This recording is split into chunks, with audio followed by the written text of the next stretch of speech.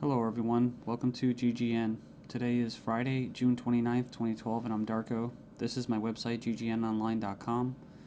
There's a poll up there, you can check on it and vote how long until a drone kills the first American on American soil. So far, the majority are saying within the next year, followed by the next 2 years. You can follow GGN with your email address, also on YouTube, ddarko2012 and ddarko2013. And if you'd like to help, you can donate right there. So, and there's also a little news archive there. So, I'm ready to go here, and we're going to cover the economy. And the biggest news, of course, is Obamacare approved. It was kind of shelved for a while there, and now it's back from the dead. So, and a little bit of eugenics, because you have financial warfare, and then you have social warfare, you have eugenics, and it kind of all just is immersed, right, in the same global agenda. So it says here, Obamacare approved, IRS to force Americans to buy health insurance. It says it's a victory for Obama and a travesty for the middle class. The Supreme Court upheld Obama's health care mandate, empowers the IRS to begin to regulate America's health care by 2014. Expect IRS thugs armed with shotguns knocking at your door to fine you almost $700 a person or $2,000 per household for failure to purchase health insurance. If you fail to pay the outrageous fine, expect to be sued by the IRS. It says here that revised healthcare laws remove the penalty of almost $250,000 in imprisonment up to 5 years. It says here this ruling allows the federal government to force citizens to enter a contract with private corporations to buy health insurance. This is happening just days before the 4th of July, when Americans won its independence from British tyranny, and now we face the same tyranny today. It says here by 2014, all Americans will have to submit or face being fined and sued by the Internal Revenue Service. The American people are already struggling financially with record unemployment, inflation, and trillions of dollars in national debt. By the time health insurance becomes mandatory, the middle class will be financially bankrupt. This is the reason why the military and police are preparing for martial law in the U.S. streets, says because people will revolt against the system that has basically turned people into financial slaves. So it says here that they're conditioning Americans with checkpoints and speed traps, army drones to spy on us.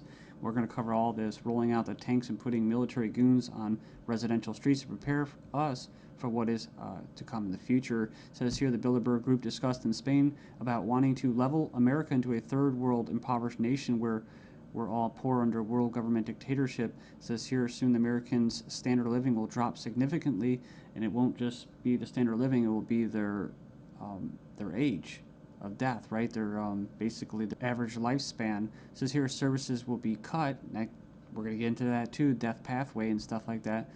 Taxes will be increased until we become so poor that we are unable to fight, and resistance will be futile. As Americans issue split decision on healthcare ruling, nearly 2/3 believe politics played too great a role. So it says Americans are sharply divided over Thursday's Supreme Court decision on the 2010 healthcare law, with 46% agreeing and 46% disagreeing with the High Court's ruling that the law is constitutional. Then you have from the Daily Bail, Obamacare complicated. Check out the flow chart. And yeah, there's our buddy, the IRS, right there. But it's just a god-awful mess. And you have Secretary of Health and Human Services in the middle. All these different vested interests, all these different bureaucracies. And the biggest invested interest that helped write the bill was the insurance companies. And they're the ones that are going to basically, how could you say, not profit. Well, they will profit, but they're going to get the best advantage from this, right? And if you would like an anarchist perspective on the whole Obamacare thing, I think Stefan Molyneux did a pretty good analysis of this. I think he held back a lot. I think he's gone over it and made his point so many times, his argument, that he was actually kind of just laid back about it. So it's kind of nice. It's 18 minutes, not too long. The truth about Obamacare, yes, it's even worse than you think. And right here in the description, he puts in there the 6 facts that he presents in his argument. So fact 1, there is no law in the U.S. anymore. Basically what he's saying is that if they could just do anything, then there's no law, right? And it's tricky because, in quote, in a stateless society, there would be what? No law. Well, there would still be common law. See, this isn't common law. This is political law. That's why you have pigs, political law enforcement, and the like that are going to be enforcing this, federal agents and that. So in other words, what he's saying is that you might as well just have no government, because right here you have a dictatorship with, quote, laws, right? They have laws that basically write in a dictatorship. So we have here Obamacare is an admission that all previous government health care programs have failed. So, and this is true. I remember the recording, about Nixon and stuff like that, getting people on Medicaid. It doesn't really matter whether it's good or not. And in fact, costs have already doubled from initial estimates, and that's usually how it works. As soon as this gets closer to fruition, oh yeah, some hidden costs. Sorry, guys. Fact 4, 70% plus of healthcare issues result from individual choice. So the thing about it, he's talking about smoking, drinking, eating basically a lot of bad food and stuff like that. You can actually help. But a lot of these people that are going to, quote, benefit from this are not going to be doing anything to help their own health, right? So it says here the inability to discriminate on pre-existing conditions is an essential driver of healthcare cost.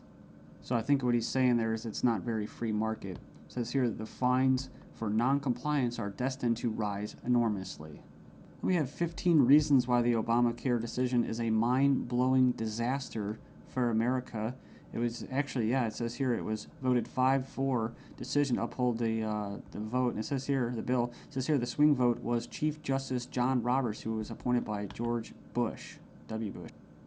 And not that you'd have any confidence in the judicial system as it stands, just based off past history and their track record. It says here, after the vote today, it is hard to have any faith in the U.S. Supreme Court. I guess they're saying because he was quote conservative. According to the Supreme Court, the federal government has the power to force you to buy private goods and services. And it goes on and says here that it's another step away from individual liberty, another step towards a nanny state. I hate that word. But it says here IRS is now going to be given the task of hunting down and penalizing Americans. And it says here, in fact, the Obama administration has given the IRS $500 million extra outside the normal appropriation process to help them enforce the provisions of Obamacare they're in charge of overseeing. It imposes more than 20 new taxes on the American people. And you can click the link there. If you click the title of this article, you can find it and check it out. So it says here, number 5, an attempt to control costs and promote efficiency. Obamacare limits the treatment options that doctors and patients can consider. In other words, the death pathway, right? The British system, this is likely to result in a decrease in life expectancy. That's what I was talking about in the United States in the beginning of this video. So yeah, it's going to send health insurance premiums soaring, especially for younger Americans. And, it's going to crush small businesses, as they say. And number 9, Obamacare is going to make the emerging doctor shortage in America a lot worse. So hundreds of thousands of doctors are leaving the medical profession because of this. It says here it's already forced the cancellation of dozens of doctor-owned hospitals. And it says here that the following is one example from the Alliance Defense Fund. It's an insidious little provision. It says here, did you know that this bill, you'll have to pay for life-saving drugs, but life drugs are free. So 100% free. If this plan were really about health care, it wouldn't be about, it would be the other way around. So yeah, it's like robbing from the future to pay for the living. So and it just turns into a god-awful mess. It's not even just politics, it's generational. 13 reasons why the revolution might start with Obamacare. Go in there and check that out. I'll just name a few and you can hopefully go in there and check it out. It says here that's a direct tax which is unconstitutional under Article 1, Section 9. And you can go in there and read that. It says here it violates states' rights since federal government does not have the constitutional authority to take over healthcare as stated in the 10th Amendment outlined in the Bill of Rights. This mandate is involuntary servitude or slavery to big banks and insurance industries, neither slavery nor involuntary servitude except as punishment for a crime whereof the party shall be duly convicted. Basically, the 13th Amendment. So yeah, that's the federal government's 4th of July Independence Day present to Americans. It's pretty crazy. I mean, you think the timing of this was just happenstance? I bet it isn't. Let's just show you. Just give you a big middle finger right in front of your face. Stagnating life expectancies in the United States. Poor U.S. citizens live 5 years less than the affluent, but they don't talk, what about the middle class, right? So despite modest gains in lifespan over the past century, the United States still trails many of the world countries when it comes to life expectancy. We remember this article, top doctors chilling claim the NHS kills off 130,000 elderly patients every year. It says here, a professor says doctors use death pathway to euthanasia of elderly. Says here that Liverpool care pathway, death pathway, may be slippery slope to backdoor euthanasia. This is from 2009 from the Telegraph. Says here that the patient assessment selects those deemed close to death for withdrawal of food and fluids or being placed on a continuous sedation until they die off. Next up, we have another little example. Doctors said this individual was a typical lazy teenager. Actually, she had an aggressive form of cancer. So it goes on here. It says that she was finally diagnosed after she had an MRI scan following a fall. So basically, she was left undiagnosed for 6 months after doctors mistook her symptoms for typical teenager laziness. So as cancer rates soar due to the eugenics and that, I see these articles, European meeting to be held to raise awareness of the eugenic current of European society held in Strasbourg, France. It's hosted by the Parliamentary Assembly of the Council of Europe, or PACE, this week to address the alleged eugenic current of European society and eugenics and human rights issues of prenatal screening. It says here, currently the highest court in Europe is considering a complaint from a woman who claims that she was not given a prenatal screening which would have revealed her daughter's Down syndrome and thus allow her to choose to abort her child. They didn't go into this, which is what? Scottish toddlers to be tested to see if they will grow up to be drug addicts or criminals. So they're going to basically examine them to determine their capacity for violent crime, to be violent. But what happens when this comes to the UK? Thailand violent students to be drafted into our army automatically. And another possibility is this. Desperate Europeans try to sell kidneys and lungs being offered for as much as $250,000 as Europeans are grappling with the economic misery. Illegal organ sales are on the rise with desperate sellers willing to basically part with their kidneys, corneas, bone marrow, and even lungs to put food on the table. It says here, organized criminal groups are preying upon the vulnerable on both sides of the supply chain. So they're not just talking about Israel, they're talking about internet ads spotted across Italy, Spain, Greece, Russia. And people leave comments about euthanasia. I don't, it's like I don't have a moral issue with somebody carrying out euthanasia as long as there's some kind of consent there.